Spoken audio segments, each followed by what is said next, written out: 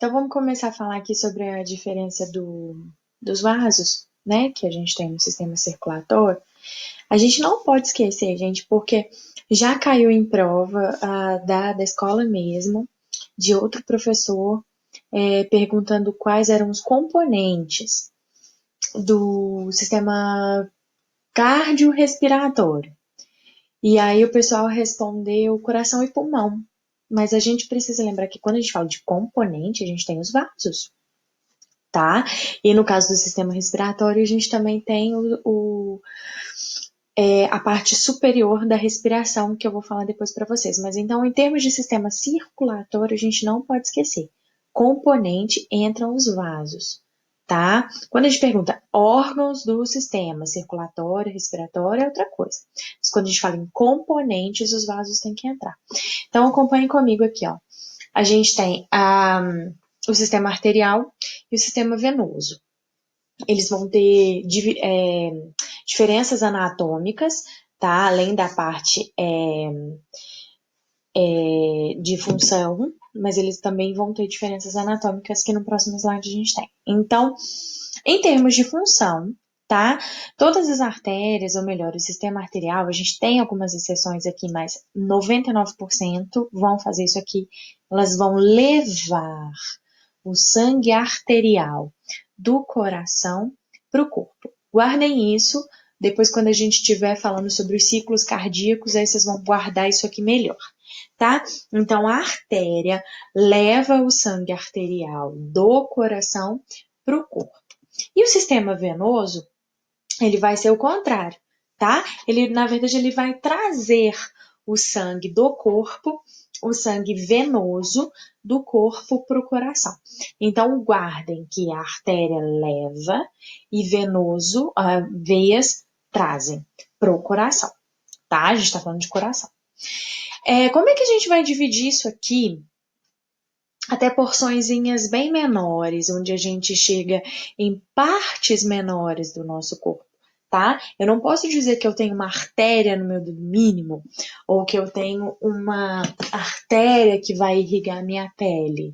Não, eu tenho uma artéria principal e dela eu vou ter várias subdivisões, tá? Então, aqui a gente tem um exemplo da artéria aorta, né, que é uma das mais calibrosas, e ela vai partir do coração, né, e vai levar o sangue para o resto do corpo, então por isso que ela tá aqui.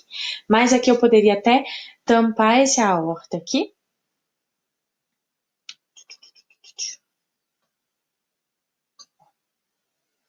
E fica, gente, como qualquer artéria, tá? Então, vamos lá.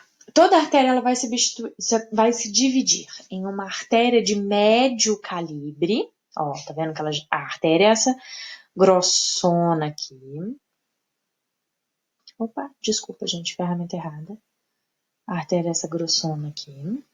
No branco não, né, professora? Vou pegar um verde fluorescente. Então, a artéria é essa grossona aqui, tá? Aí depois ela vai diminuir aqui o calibre, né? Então, ela vai ser uma artéria de médio calibre. Depois, ela vai ficar mais fininha e ela vai se transformar numa arteríola. E depois, a menor parte que a gente tem em termos de vaso, tanto de artéria quanto de veia, é o capilar. Por que chama capilar? Porque a literatura fala que eles se assemelham aos fios de cabelo, de tão fininhos que eles são, e eles estão sempre assim juntinhos, vários raminhos, tá? Então, gente, guardem artéria, artéria de médio calibre, arteríola e capilar. No sistema venoso, então, a gente tem a veia, depois a gente tem a vênula ou veia de médio calibre. Depois a gente tem, eu até prefiro, tá? Veia de médio calibre, vênula e capilar. Vamos fazer esse esqueminha aqui. Então, artéria. Opa, deixa eu só mudar o meu teclado aqui. Artéria. Aí, a gente tem aqui artéria de médio calibre. Aí a gente passa para a arteríola e, por fim, os capilares. Opa, capilares. Tá? Na questão da veia, vamos colocar a mesma coisa aqui, ó. A gente tem a veia. Deixa eu mudar para mais embaixo. Veia. Vamos colocar aqui. Veia de médio calibre. Depois nós temos a vênula e, por fim, também o capilar, tá? Os capilares. Então, gente, funcionalmente, não pode esquecer disso aqui, tá?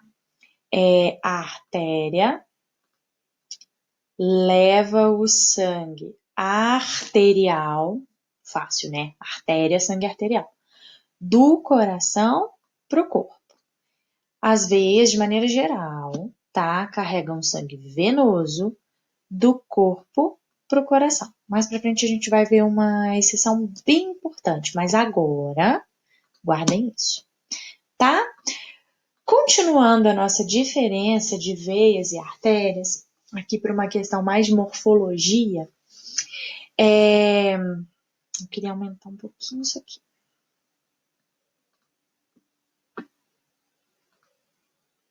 Conseguimos. Então, aqui, gente, as diferenças estruturais entre artérias e veias, tá? As duas vão ter 3 paredes, tá? 3 camadas. A camada íntima, a camada média e a camada adventícia. Conseguem observar qual é a diferença disso nessas 3 camadas na artéria e na veia?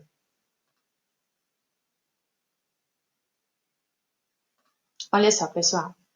A camada íntima ela é uma camada fininha em ambas, certo? Ok.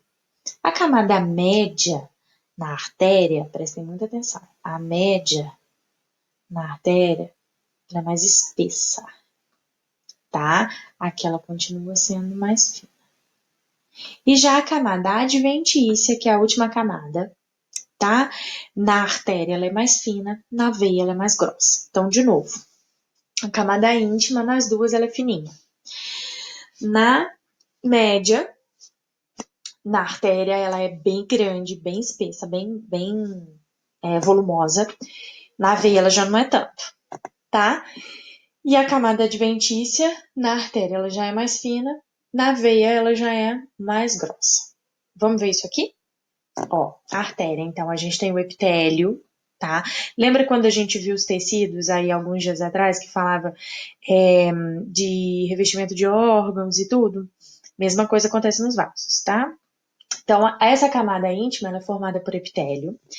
A camada a camada média ela é formada por camada muscular, tecido muscular liso, tá?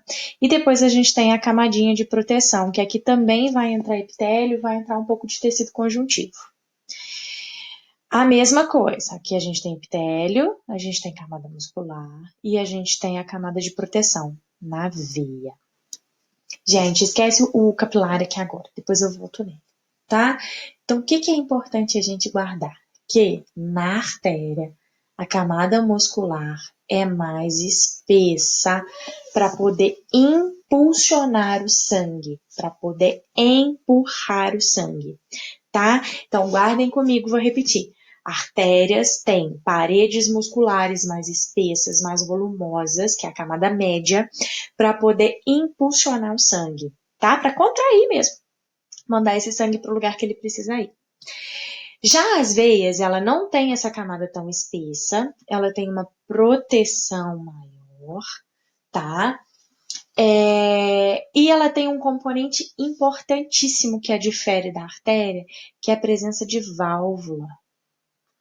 Eu já falei isso na sala de aula, mas foi uma observação de alguma pergunta, então com certeza vocês já não lembram, vou repetir.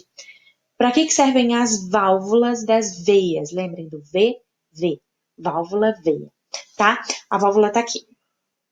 Nosso sangue, ele desce, vamos pensar em perna, tá? Membro inferior.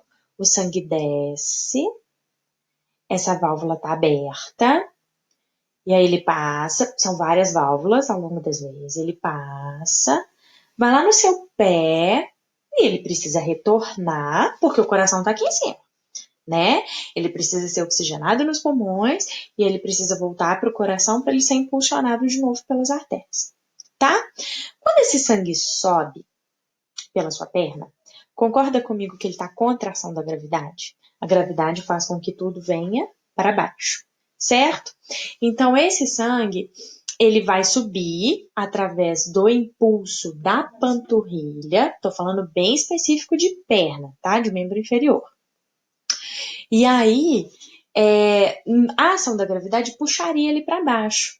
Então, essas válvulas, ela tem a função de fechar quando o sangue sobe e impedir o refluxo de sangue, ou seja, que esse sangue desça de novo sem estar oxigenado, tá?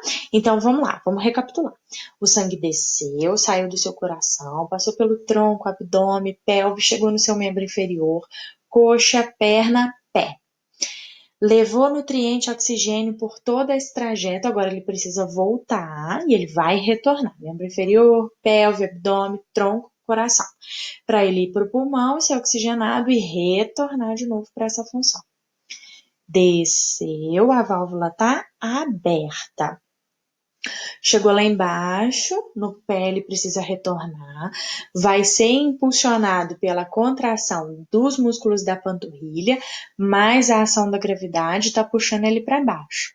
Então a panturrilha contrai, empurrando o sangue para cima, a válvula fecha e o sangue continua seguindo num sentido só, ou seja, no sentido cranial, superior. Beleza? Assim, vai garantir que esse sangue que foi lá no seu pé, que agora ele está um sangue pobre em nutrientes, em oxigênio, que ele volte. A gente fala que ele volta à circulação. Na verdade, ele volta para o seu coração, vai para o pulmão, volta de novo para o coração, e depois ele volta para o membro inferior. Tá? Então, guardem. Somente as veias possuem válvulas que permitem que o sangue tenha um fluxo unidirecional.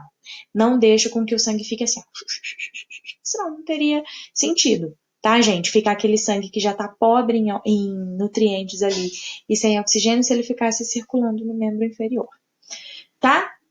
E aí a gente falando aqui do capilar, para acabar essa parte, capilar só tem epitélio.